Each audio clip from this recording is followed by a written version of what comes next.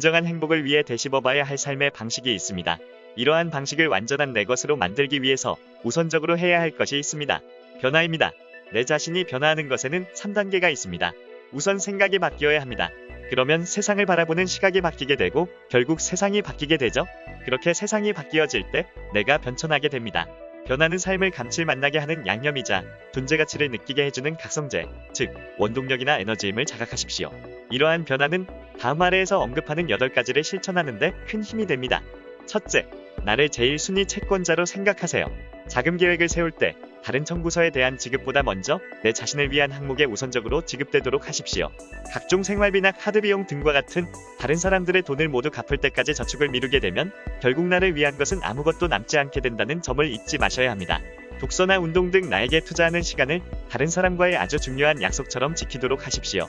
나를 돌볼 줄 모르는 사람은 결코 남을 도울 수 없습니다. 둘째, 중요한 일부터 먼저 하세요. 매일 아침 거울을 보며 이렇게 말해보십시오. 나에게 오늘이 마지막 날이라면 어떤 것을 우선적으로 하겠는가? 그리고 과연 그게 중요한 일인지를 되물어 보십시오. 그렇다라는 대답이 나온다면 그 일을 마다하겠습니까? 오늘이 지나면 하지 못하게 되는데 말이죠. 방점은 여기에 있습니다. 일들을 미루다 보면 정작 중요한 일은 하나도 이루지 못한 채 인생은 사라져 버린다는 점이죠. 셋째, 사소한 일에 목숨 걸지 마세요. 마음에 걸리는 일이라는 것은 어떤 것인가요? 별로 중요한 것 같지는 않은데 몇 시간, 때로는 며칠 동안 신경이 쓰이는 일들이 바로 그런 거죠. 생각했던 것보다 신경이 많이 쓰인다는 것은 그 일로 인해 겉으로 보이는 것보다는 훨씬 큰 피해를 입고 있음을 의미합니다.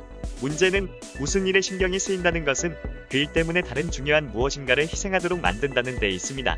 따라서 그런 신경 쓰이는 일로 인해 정말 현실적으로 입게 되는 피해가 무엇인지를 찾아내어 해결할 필요가 있다는 거죠. 방법은 다음과 같습니다.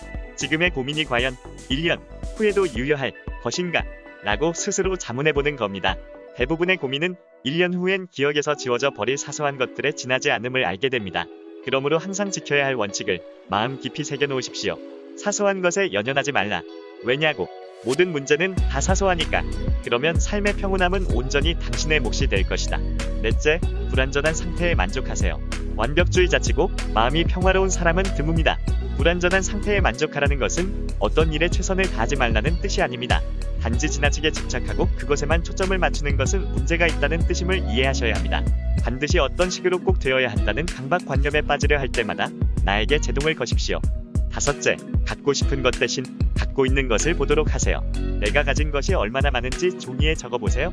건강하고 밝은 아이들, 화목하고 든든한 부모, 형제, 배우자, 그리고 인정 많은 이웃들이나 친구 등등. 얻지 못한 것만 떠올리며 아쉬워하고 원하던 것을 얻어도 만족하지 않는다면 일생 동안 행복은 손에서 빠져나간 파랑새에 지나지 않습니다. 현재 내가 갖고 있는 것에 눈을 돌리면 행복은 늘 내 곁에 있음을 새삼스레 느끼실 수 있습니다. 다만 갖고 싶다는 것을 내가 평생의 중요한 목표로 하는 버킷리스트와 혼동하지 마십시오. 여섯째, 성공의 의미를 새롭게 정의하세요. 사람들은 대부분 성공에 집착하는 경향이 짙습니다. 이는 찬사나 인정을 받고 남의 동의를 구하는데 급급하며 인생을 보낸다는 뜻입니다. 의미 있는 성취란 무엇일까요? 큰돈을 버는 거, 승진하는 거, 인정을 받는 거. 인생의 주된 목표가 행복과 내적인 평화인 사람에게는 이러한 것들이 그다지 중요한 성취 목록에 포함되어 있지 않습니다. 외형과 물질적인 성취에만 집착하기 전에 인생에서 진정 중요한 것들이 무엇인지 고민해보는 게 우선임을 잊지 마십시오. 일곱째, 안 된다는 생각하지 마세요. 일단 안 된다라고 판단하면 더 이상 생각하지 않게 됩니다. 해보지도 않고 처음부터 안 된다고 하면 일이 제대로 될 리가 없죠. 그러므로 대신 하면 된다 라고 하세요. 이는 해보기는 했느냐? 라는 질문을 불러옵니다. 그러면 뭔가 일이 진행될 것이고 그렇게 진행하다가 문제가 발생하면 그때 또 진지하게 해결책을 찾아보도록 하는 거죠. 그렇습니다. 하면 된다 라는 말에 있어서 가장 중요한 포인트는 끝까지 포기하지 않고 고민한다는 겁니다. 여덟째, 비판받는 것을 두려워하지 마세요. 내가 남의 의견을 비판한다면 보통 반발을 사기 쉽고 서로 감정만 상합니다. 그보다도 내가 더 싫어하는 것은 바로 건설적인 비판을 받는 것이죠. 이럴 땐 역으로 생각하십시오. 비판에는 내가 가고자 하는 길이 틀렸음을 경고하는 의미가 포함되어 있음을요. 만일 그런 점을 인식하면서도 자존감 때문에 그 비판을 수용하여 방향을 바꾸지 않는다면 결국 나는 잘 닦여진 길이 아닌 수렁으로 빠져들 확률이 높지 않겠습니까?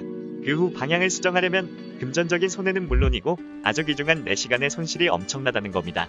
남의 올바른 비판을 적극적으로 수용하려 한다면 당연히 아집을 줄이기 위한 많은 노력과 그 비판에 대한 분석이 필요합니다. 많은 시간과 공을 들여야 하겠지만 그만한 대가는 충분히 받을 수 있음을 꼭 아셔야 합니다. 마지막으로 정말로 중요한 것은 이상에서 말씀드린 것이 쉽게 보일지 몰라도 결코 만만하지 않다는 점을 명심하시고 겸허한 자세로 임하세요. 이 영상을 보시는 모든 분들이 건강한 부와 행복을 누리시기를 간절히 소망하면서 영상을 마칩니다. 시청해주신 여러분께 감사드립니다. 헛슬똑띠였습니다. 구독과 좋아요는 제게 큰 힘이 됩니다.